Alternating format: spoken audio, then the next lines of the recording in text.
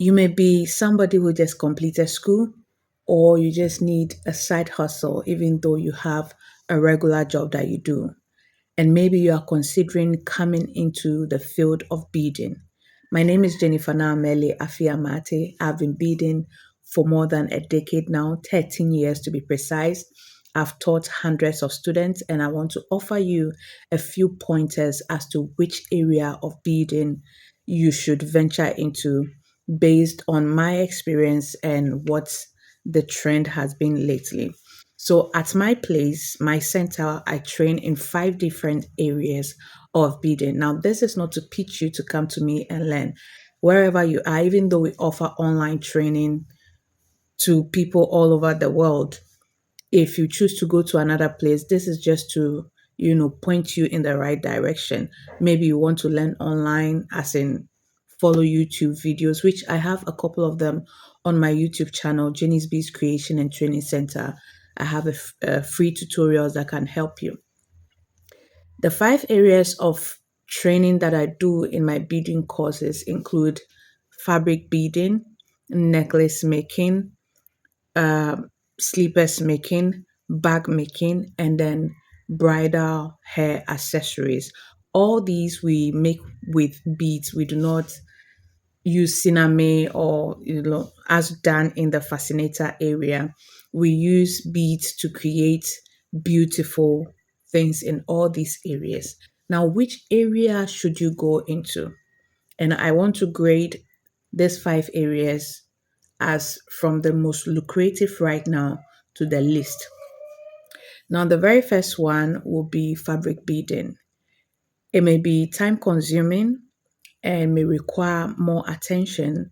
If you want to do it as a side hustle, I may not recommend it because you'll be dealing with time, you know, frame where you will have to deliver at a certain time. So if you have an already demanding job and you are looking for a side hustle in beading, fabric beading may not be for you. But if you have the time, maybe you've completed school, you want to do something for the meantime, fabric beading is the most lucrative right now because everywhere you go, you find people wearing fabrics that have been embellished or beaded. Go to weddings, it's not only the bride that is wearing beaded fabrics, you find the guest of the, bride, almost all the ladies, and now even the gentlemen are into beading their, suits. I just beaded one a few, was it 2 days ago? So fabric beading is the most lucrative right now. If you invest into learning it, if you know how to market yourself, you should be able to get returns on your investment. Now, the second one will be bag making. Now, bag making is more suitable for people who have a regular job and want to do something on the side because this one, yes, sometimes it can be time bound, but then you can produce them and then market them for people to buy later. But mostly when it comes to fabric beading, people are bringing their fabric to you to bead on, and there are time limits on it. Maybe they are taking it to a program within a certain time frame, and you have to, all things are possible. You could have a regular job and still be able to deliver. This is me just grading it according to the most lucrative from top to bottom. So bag making is second on the list after fabric beading. Bag making is versatile. Bags are versatile. They, are well purchased. People are interested in beautifully designed beaded bags. They make for statements. They make for, a very playful, cutesy outing piece. So bag making, if you invest into learning how to make beaded bags, you are sure to get returns on your money. Now, the third on my list, which I believe is quickly becoming the second, was the first some time back when before fabric beading came into the scene, will be necklace making. Necklace making from the beginning was, on top before the fabric beading came into the scene. Now it's quite difficult, not difficult, um, it's hard to find brides wearing fully beaded gowns and then wearing beaded necklaces on top. Sometimes you find them with very simple, dainty metallic accessories on top of the beaded fabric, but you rarely see them, wearing very heavy necklaces after beading the gown. Very heavy beaded necklaces were the norm in the past. Back then, you find brides wearing very elaborate beaded necklaces, and they have very simple gowns to go with it.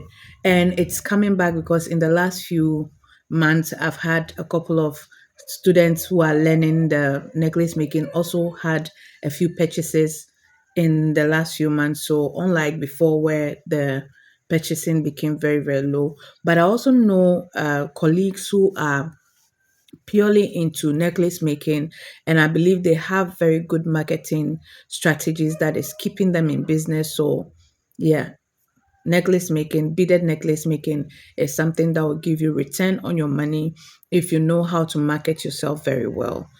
Then fourth on the list will be sleepers making. Sleepers making also is one that you can do as a side hustle. It's not so difficult depending on which ones you are doing, the designs you are doing. It's not so difficult, but you can sell it at a good price and you make your money back. So sleepers making. Now the reason why bridal hair accessories will be the list on my list is not because it doesn't sell, but because we have our colleagues who produce fascinators, very beautiful ones. You will seldom find people, investing into bridal hair accessories, even though we still get orders here and there for the band ones, the tiaras and all that, because most people are open to the fascinator hair accessories. The purchases of the beaded one is quite low. So yeah, so those are my top five areas in beading you can do as a side hustle and get your money back. Now, when it comes to our training, I know some people also do bracelets and waist beads as their sole side hustle in the field of beading, which falls under my training in necklace making.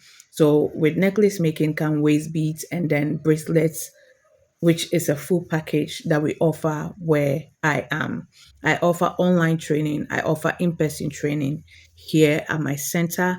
So if you have passion for beading, you want somebody that knows the business to train you, I recommend myself. If you want to go to another place to learn, that's fine too. These are the pointers you should look out for. These are the trending areas of beading. Fabric beading comes at number one, bag making at number two, necklace making at number three, quickly becoming number two, uh, slippers making at number four, and then bridal hair accessories at number five. These are all areas that if you invest into would return your money back to you in 100 folds, I believe. But depending on your availability and your time, if the amount of time you have to do your side business, choose accordingly. Fabric beading require a lot of time and it's time bound too. So choose wisely. You don't want to go and pay to learn and then end up not using it. Bag making is a good one. You can do while having a regular job. You can do it when you have time and then market it for anyone to, buy or request.